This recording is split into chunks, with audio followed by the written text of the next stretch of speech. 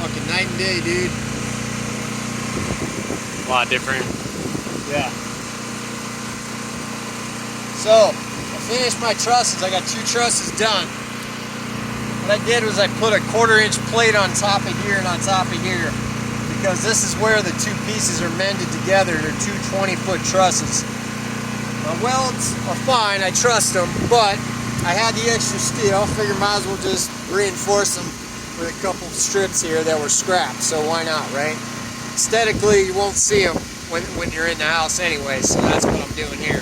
And I'm also showing my son how to weld, so that's what I'm doing, is using this as an example. What I got to do next is I got to finish doing the lateral braces here and weld on another purlin, and then we're going to move on to the next truss.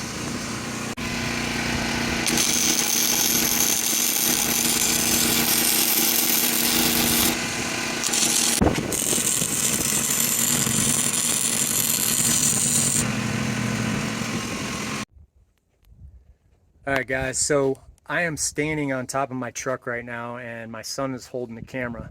And I just wanted to show everybody the lateral bracing when it's complete on a bay. I did talk about it in another video, but I thought this would be a little better here to show you when it's done. And you can see how it works. Every 10 feet on these trusses here, these are 40 foot long, every 10 feet there's an X, and that X are cables.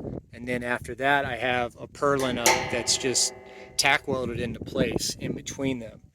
And what's interesting is I wish I would have videoed prior to this to show you how wobbly these trusses are without the bracing, because of course when I did the first one I didn't have anything to brace it to, so it was just using ratchet straps to hold it in place. And then the second one, once it was done, I had this one connected to the ratchet straps into the truck. And then I had to figure out, you know, of course, like how am I going to keep this one still while I put this bracing up, okay? So now that this bracing is up, I can tell you this. I can't even move this. Like I'm shaking it right now as hard as I can. And you can barely see any flexing in it. The way it works is all these cables do is they redirect any force, lateral force from the wind, all the way through these cables down through these posts to the base of these posts. And that's how it works. It's really neat when you watch the videos and diagrams of how it works. But I got bracing like crazy through here, so this took quite a bit of time for me to do here, and I finally got it finished. But you can see here I had to weld all these tabs on here for this. I had to make the tabs, so I made the tabs. I put them on. You can see them right there, and I know that everything looks ugly right now, but it's all part of the plan. Basically, we get all the trusses done, then we're going to come back through, put a more rust converter on, and then we got a paint that we're going to put on that is going to be a final paint, but we're not going to do that for a while.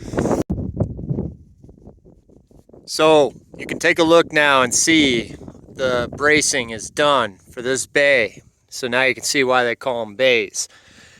All the literature and videos that I saw said that you want to do the lateral bracing first. And so I went with that. Made sense. So got all the bracing done on this. So now what will happen is this bay will be bracing this, and the next one. And then I have to do it again on that side.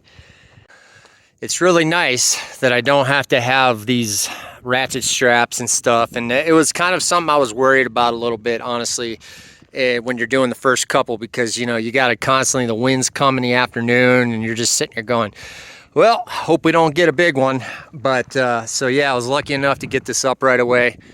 And well, right away is kind of a term that we will use loosely here.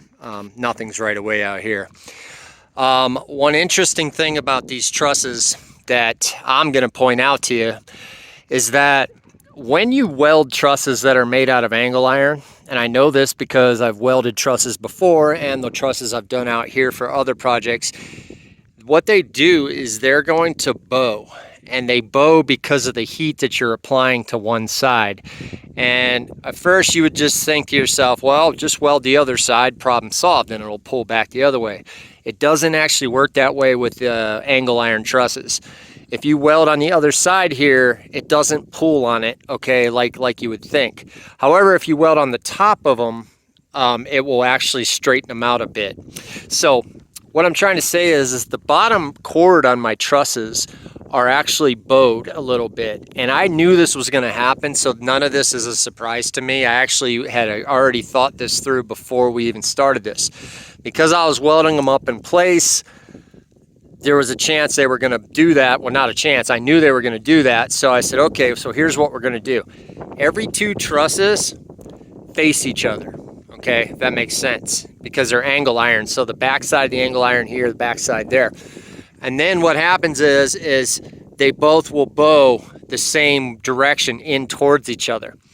And then what you do is you simply, when that happens, you push them out. So the top of the cords here, when I put these purlins on, if they push each other out, once I measure 10 foot on center on them, they're flexible enough that you can just push them out, and there's kind of like tension. Then after that, you weld them together. But because I'm not done yet, the bottoms are still bowing. And so when you look at it, you wouldn't be able to notice if I just took a picture and show you, but you can tell here if I show you.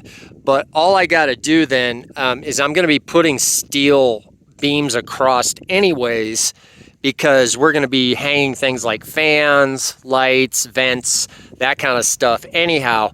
So that's not an issue, and I had already planned for this. So it's actually something that just seeing it, though, it drives me nuts. But I already knew that was going to happen. So thankfully, I had done trusses before. But another way you can do it is you can take a torch and you can just heat the other side here on the tops and the bottoms, and just use heat to correct it, the welding distortion. It's just, it's just more time consuming, just another step I have to take. Or you can do it, you could weld on the other side, but it doesn't help on the trusses like this. The best way to deal with it is the heat correction, or in my case, I'm going to be putting beams in here anyways in the purlins. So I just compensated by making them face each other. So each set of two, like the next set of two, will face each other, and then the last set of two face each other, because I have an even number of trusses. And then what I do is I just simply have a beams that will go across every 10 feet that actually will keep them in place. And there's also going to be fly bracing on these as well to keep these going. But they're strong, we'll say that. And this structure is officially on its way now. So now you can see here I'm getting ready for the next truss. So there we are.